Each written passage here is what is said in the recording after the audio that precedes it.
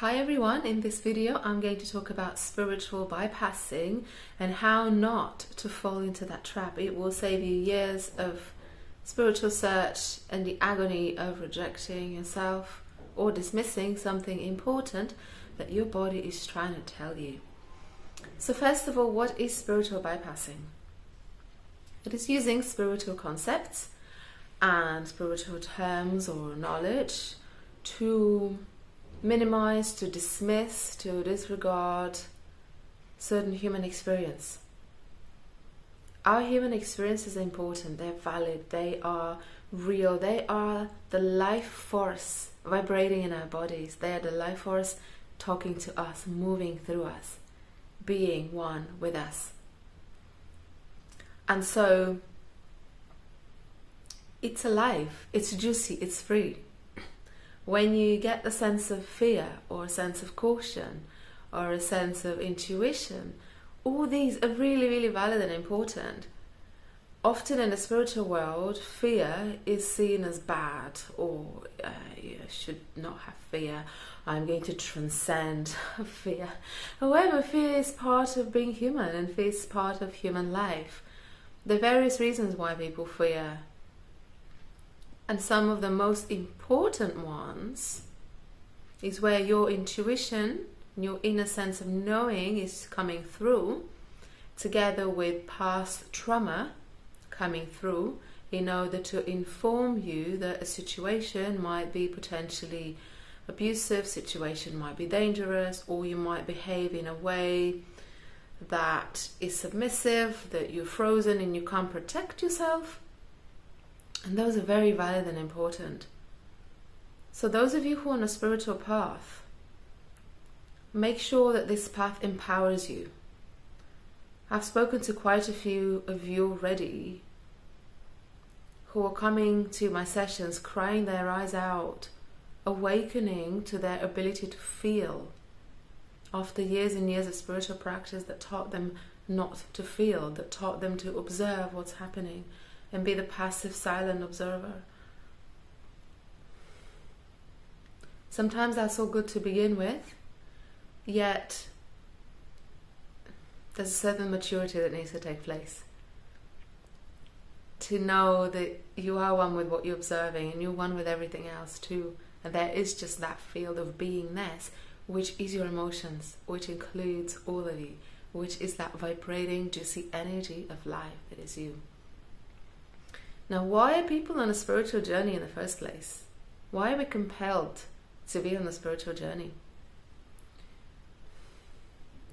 I call it the separation.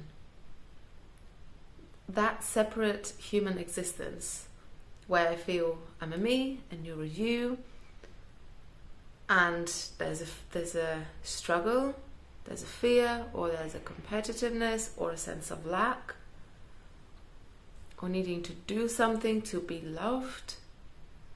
It's quite painful, and it compels people to look within, to find their wholeness within, to find the love within, to find peace, free from the anxiety and the stress of having to prove yourself or live out of obligation or be somebody you're not just to fit in or to make money or whatever is the reason for that. All these things compel the individual to start looking for a spiritual journey, to start looking for spiritual fulfillment, a place of okayness, of being enough, being loved, being yourself. And what I've come across in my experience, together with talking to those of you who've come my way, is that in some spiritual religious teachings, it's been taken a bit too far.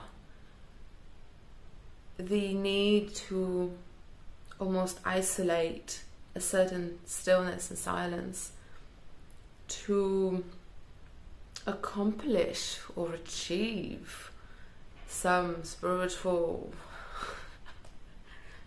goal. And in order to do that, they start to suppress and reject their human life, their human experience. There's words of talking about desire or being desireless. There's words of talking about not being drawn into certain emotions, becoming more than the emotions. There are talks about I'm not that. So your body is trying to tell you that you're in pain about a situation, and there's a thing about, no, but I'm not it because I'm spirit, so I'm above it or something. Now all these things are going to trap you big time and cause more trauma, more pain, more suffering, and a longer period of being in difficult life situations because of that rejection. Now, if those feelings and emotions were not important, life wouldn't put them there in the first place. You're part of life. This is part of the life force expressing itself. If the things you knew didn't matter, weren't valid, why would life put them there? They wouldn't exist. Everything is important. Why have I got skin on my body? It's important. Why have I got eyes and nose and mouth? All of it is part of life. Now, let's go back to the pain of the human suffering. So we've identified some things that people are in pain about: the fear, the anxiety, the stress, the sense of separation from love, from the unity that we are, that wants to come back to it. Yet instead of diving deeper into the life itself and uniting with that life, merging one with it, dancing one with it, they go into a direction of stepping back, separating, rejecting. And I've been part of such teachings and sanghas. I have experienced the control that goes on, the suppression that goes on. It's quite painful, and I'm glad that I'm not part of it. And so the direction of going into the solution being stillness and silence versus the direction of going into uniting oneself with life and the life force. So the reason we actually feel that sense of separation and that sense of irritated and discontent, I'm not quite 100%, I need something, is because of the contracted life in us, the contracted kundalini energy in us, and the certain addiction to thinking, a certain addiction to projecting things out of one's mind and starting to want them, to run after them, a certain addiction to adrenaline, to drama, to chaos, to anger and rage, which is also a chemical addiction within the body. It's a behavioral addiction and escapism in human life as well. So a very, very useful, smart tool to do is to become aware of what those addictions are and to enlighten your spectrum of knowing and realizing how the way that our human mind works is it projects everything out of itself and it creates ideas. So we have the projection of the image of me.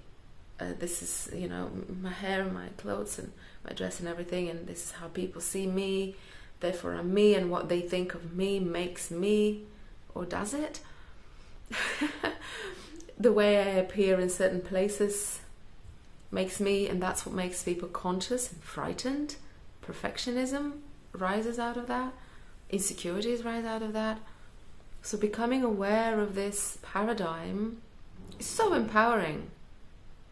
So empowering. And taking it a step further, you will see that we've put spirituality in this paradigm too, as a box of something that you go towards to attain it or achieve it. And sometimes there are better days of being still and silent, and there's other times when you were just emotionally overwhelmed, because that's life. and so you start to judge or criticize yourself and your spiritual state based on that. And can you see it's the same harsh mechanism of your mind to criticize, to judge, to imagine that you're missing something or you're lacking something, and you need to do something to get it. Whether that's spirituality, or that's love, or it's something else. It's exactly the same paradigm and box of separating, disintegrating, dividing. There's nothing fundamentally wrong with it as a means of thinking, a means of analyzing, structuring, organizing, putting things in order, dividing the time in your diary, in your appointments. That's great. Yet, it doesn't define who you are. So where your spiritual path actually defines who you are, it can get very, very painful. As such, practices do not bring more freedom, they actually bring more entanglement and take you down that whole feeling miserable about yourself, therefore having to be more desireless or more in control of your emotions. May I suggest the addiction to control? Can you see it in human life? Can you see it all around us? There's this mania to control. It's just humans being human. Yet, if we observe nature and the expressions of nature, they're so wild, they're so spontaneous, they're so free, they're so uncontrollable. But control is largely connected to the human ego, because it will not survive without things to control, to narrow down, to squeeze tight. Do you feel the energy? It's an energy of expansion, all allowing, all encompassing, unity and love, and there's an energy of tightness, and control and restriction, not allowing, suppressing, repressing, and so on. And that causes humans to suffer way, way more than the actual feeling of separation or not enough peace or even stress. It's a huge suffering that this mechanism of controlling, tightening up, criticizing comes in. So I want to invite you to step into a realm, a paradigm where you don't need to control, a paradigm where you can allow and actually go through the limitations that have been put on you, that have defined you as needed to be controlled. There's an idea that if I'm not controlled, I'm bad, or I'm not controlling myself or my manners or my, I don't know what. There's an idea that I'm bad, or I'm not good enough, or not worthy, or something of that kind. People could also be shamed and blamed for not controlling things a certain way or getting certain outcomes. But you're not your outcomes. You're the very life itself, the very breathing, pulsating, living, just your life. That in itself is so perfect that any thought to control it or restrict it, it's just nonsense. And it comes from that separation itself, the separation from life and its perfection, the perfection that you are, the vibrating life that you are, then creates an entire dogmatic ideology of spirituality that's somewhere out there, that comes through the means of controlling or attaining, that takes you further away into a spiritual trap rather than a real spiritual awakening. Your spiritual awakening will liberate you. It will give you freedom, it will give you bliss, it will give you permission, it will make you feel connected, whole, radiant. It will complete you. It's where you drop into the completeness that you are. You drop into the perfection that you are. You drop into the love that you are. And you live from this place. You create from this place. You do your daily deeds from this place.